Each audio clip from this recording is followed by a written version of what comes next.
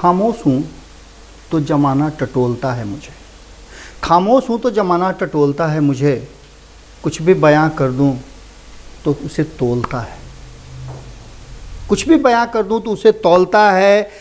कुछ अलग शख्सियत है उसकी भी, कुछ अलग शख्सियत है उसकी भी, चुप रह के भी बहुत कुछ बोलता है।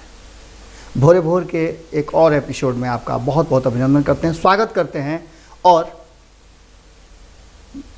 वो आपने सुना होगा ना कि सीरियल जब चलता है तो सीरियल का क्लाइमेक्स जब आता है तो वहाँ से नेक्स्ट एपिसोड तक के लिए आपको कई क्वेश्चन के साथ छोड़ करके जाते हैं, और यही खासियत है कि आपको नेक्स्ट एपिसोड की बड़ी चिंता होती है।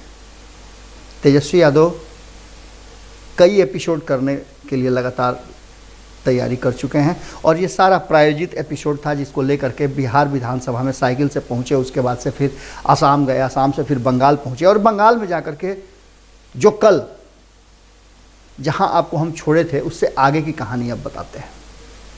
ये कहानी बिहार से जुड़ी हुई है और बिहार को इतना ज़्यादा प्रभावित कर रही है कि इसने भारतीय जनता पार्टी को बड़ी टेंशन में डाल दिया है।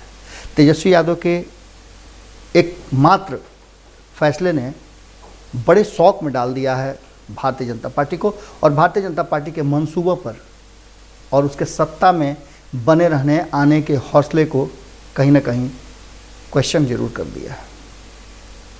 ये फैसला अगर तेजस्वी यादव का है तो निश्चित रूप से राजनीतिक रूप से उन्हें आप अब धीरे धीरे परिपक्व होने की तरफ देख सकते हैं। अगर ये फैसला लालू प्रसाद का है तो ये कोई बहुत बड़ी बात नहीं है, क्योंकि लालू प्रसाद ऐसे फैसलों के लिए जाने जाते हैं। अगर ये फैसला बंगाल को लेकर के है और बंगाल के चुनाव के बाद बिहार में प्रभाव को लेकर के है, तब भी इस फैसले का कोई महत्व नहीं है, इसलिए कि ये चर्चाएं लगातार हो रही हैं। लेकिन इन सब में अगर ये फैसला प्रशांत किशोर का है तो निश्चित रूप से नीतीश कुमार और भारतीय जनता पार्टी को चिंतित होना चाहिए, क्योंकि प्रशांत किशोर को कहा जा रहा है कि बिहार में नीतीश कुमार को कमज़ोर करने का जो रणनीति अपनाए थे उसमें वो पूरी तरह से सफल नजर आए हैं। सूत्र तो ये भी बता रहे हैं कि प्रशांत किशोर बिहार के कई राजनीतिक दलों को गाइड कर रहे थे। अब इसमें कितनी सच्चाई है इस बात का अब कोई अर्थ नहीं है, क्योंकि परिणाम आ गए हैं, नीतीश कुमार की सरकार बन गई है, मुख्यमंत्री बन चुके हैं। अब उन्हें सत्ता से बेदखल करने के लिए कई लोग तैयारियां कर रहे हैं। लेकिन सबसे ज़्यादा चर्चा जो है वो तेजस्वी यादव की है, और ये चर्चा तब और बड़ी हो गई है जब उन्होंने वाम दल और कांग्रेस गठबंधन के ऑफर को ठुकरा दिया है। तेजस्वी यादव ने बंगाल में साफ तौर पे कह दिया है कि बंगाल ममता का है और ममता का ही रहेगा। अब इसके आधार क्या हैं, कितना बड़ा सर्वेक्षण उनका हुआ है, कितनी ज़्यादा उनके पास जानकारियां हैं, ये अलग बात है। चुनाव में हार और जीत की बातें सभी करते हैं, सभी का दावा होता है कि हम बहुमत में आ जाएंगे और सरकार बना लेंगे। ये दावा आपको याद होगा 2020 में दोनों ही खेमे से किया गया। तो दोनों खेमे क्या, 4-5 खेमे जो थे सभी खेमों ने किया था। यहाँ तक कि अरुण कुमार को भी लग रहा था, जो कि आपको पता है वो भी जब यशवंत सिन्हा के साथ गठबंधन बनाया तो उन्हें भी लग रहा था कि बिहार की सत्ता अब उन्हीं के हाथ में आएगी।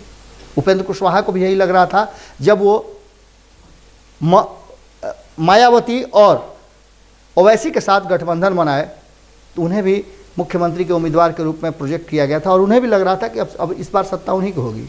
पप्पू यादव को भी लग रहा था कि सत्ता उनके हाथ में है, क्योंकि उन्होंने बड़ी मेहनत किया था। और तेजस्वी यादव इन सब पर भारी पड़ रहे थे, वो तो पूरी तरह से डिटरमाइंड थे। उनके लोगों ने तो प्रथम चरण के चुनाव के बाद ही सत्ता में आ गए हैं इस तरह का व्यवहार करना शुरू कर दिया।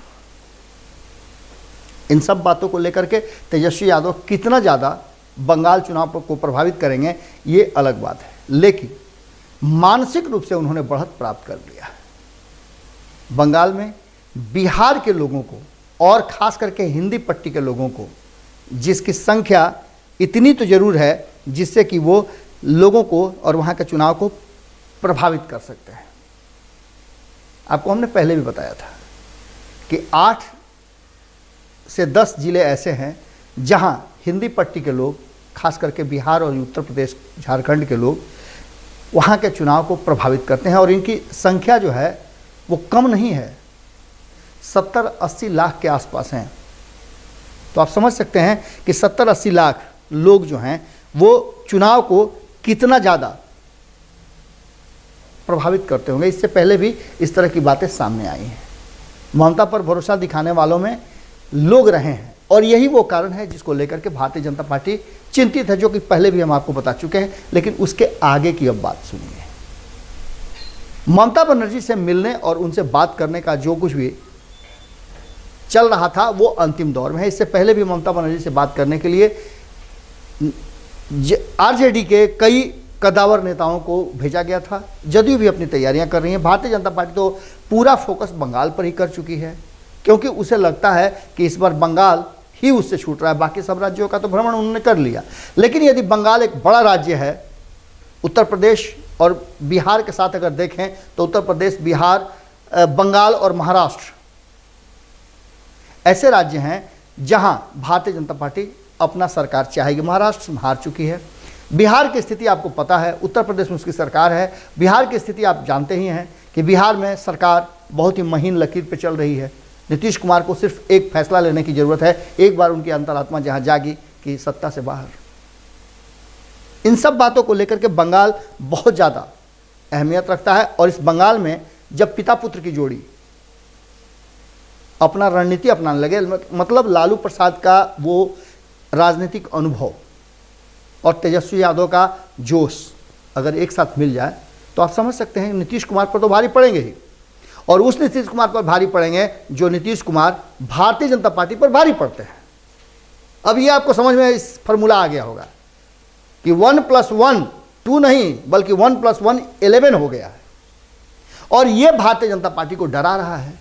साथ में चिराग पासवान की स्थिति आप देख ही रहे हैं। अगर चिराग पासवान के साथ कोई दोस्ती करती है भारतीय जनता पार्टी तो उसे पता है कि बिहार में क्या होगा, नीतीश कुमार जी की अंतरात्मा जाग जाएगी, और ऐसी स्थिति में बिहार में बीजेपी के हाथ से निकल जाएगा। ये नहीं चाहती है और यही समझा करके कई गुटों को भारतीय जनता पार्टी ने चुप कर रखा है कि ज़्यादा टेंटे किए तो बस समझिए कि बिहार हाथ से गया। जो कुछ भी आपको सत्ता में रहने का सुख मिल रहा है या फिर इस नाम से जी रहे हैं, आप सुने होंगे कि कभी कभी नामी बनिया भी बड़ा अच्छा प्रभाव जनता है उसका, समान चाहे जैसा भी हो।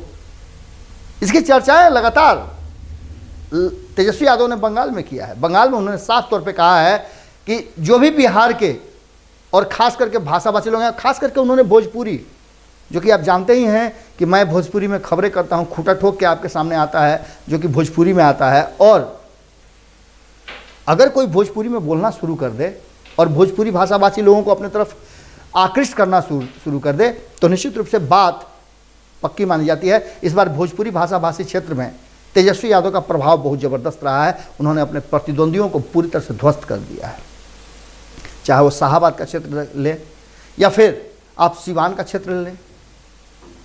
ये सारे क्षेत्र जहां भोजपुरी भाषा बोली जाती है, गोपालगंज हो, सिवान हो, छपरा हो, मोतिहारी हो, बेतिया हो, ये सारे जगह बेहतरीन प्रदर्शन किया है आरजेडी ने।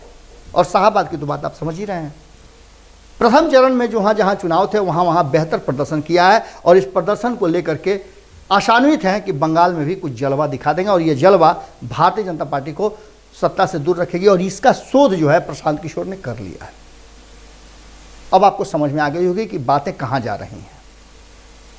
चिराग पासवान अलग ही अपना तसल्ली में है। वो कह रहे हैं कि वो जाएंगे बंगाल और बंगाल में चुनाव लड़ेंगे। जिस तरह से बिहार में डैमेज किया है उस तरह से बंगाल में भारतीय जनता पार्टी को डैमेज कर देंगे। अब इन सब बातों के बीच में तेजस्वी यादव ने कुछ स्टाइल बदला है।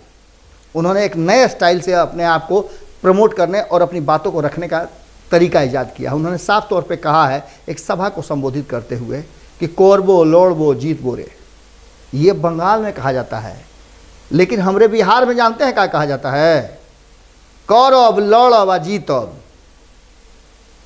अब आप समझ लीजिए कि जब भाषाई संबंध जोड़ा जाता है, जब प्रधानमंत्री नरेंद्र मोदी बिहार के अलग अलग हिस्सों में आकर के मगध क्षेत्र में आकर के मगही में बोलते हैं, भोजपुरी क्षेत्र में जाकर के भोजपुरी में बोलते हैं, मैथिली क्षेत्र में मैथिली में, अंगिका क्षेत्र में जाकर के अंगिका में बोलते, तो इस सारी बातों का कहीं ना कहीं कनेक्शन तो होगा और वो जाकर संबंध भी जोड़ लेते हैं। प्रधानमंत्री नरेंद्र मोदी के 6-7 साल के जो शासन रहे हैं उसको तेजस्वी यादव ने बड़ी ज़बरदस्त टारगेट किया है। उन्होंने साफ तौर पे एक और बात है कि उन्होंने नीतीश कुमार का तो नाम ही नहीं लिया है, यानी कि नीतीश कुमार का कोई अस्तित्व ही नहीं है बंगाल में। ऐसा इग्नोर किया है कि नीतीश कुमार को इसके लिए भी नींद नहीं आ सकती है, कारण कि नीतीश कुमार जो 70 सीटों पर लड़ने का दावा कर रहे हैं और गुलाम रसूल बलियावी लगातार वहां कैंप कर रहे हैं, उसको देख करके ऐसा नहीं लगता है कि जो जदयू है वो बंगाल पर ज़्यादा फोकस है, कारण कि आरसीपी सिंह अब तक बंगाल में चुनाव है और बिहार में संगठन मजबूत कर रहे हैं।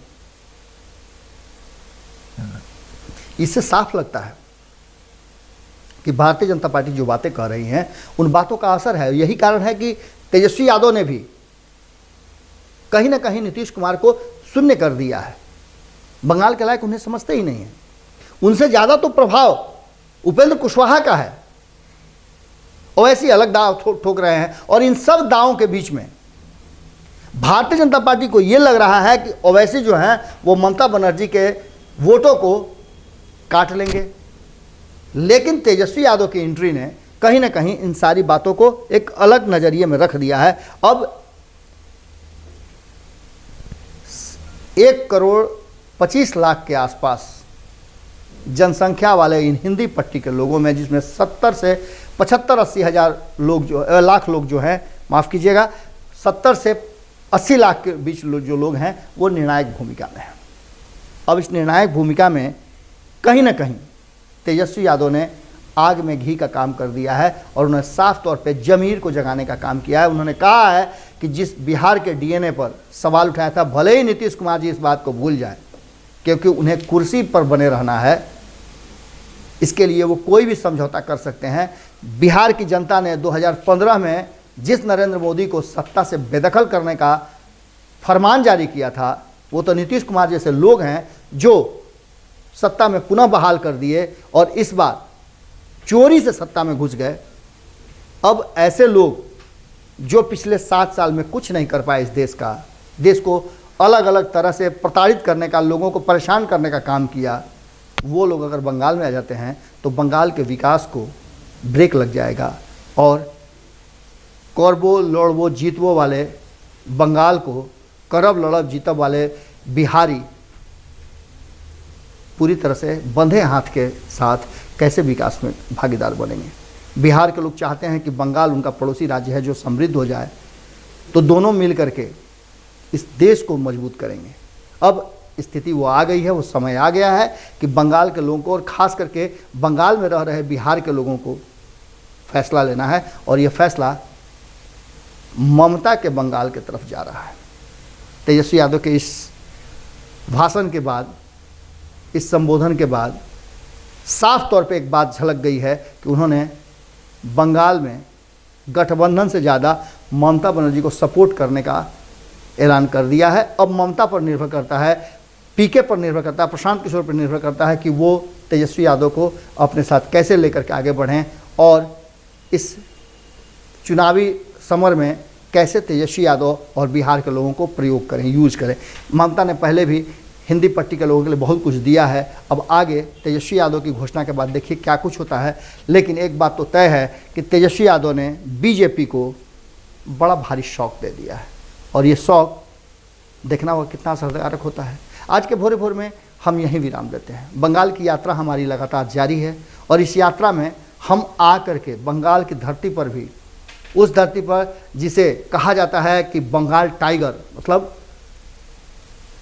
सबसे ज़्यादा शक्तिशाली लोगों की ये धरती है।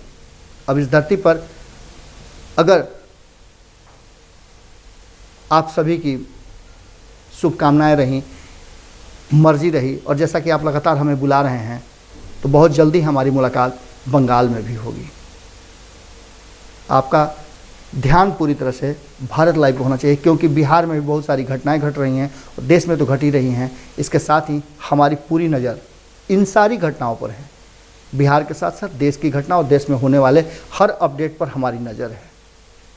यदि आप हमारे इस अभियान का हिस्सा बनना चाहते हैं, सपोर्ट करना चाहते हैं, तो UPI नंबर दिया हुआ है। आपके छोटे से सहयोग भी हमारे लिए बहुत बड़ी हिम्मत का काम करते हैं। नमस्कार।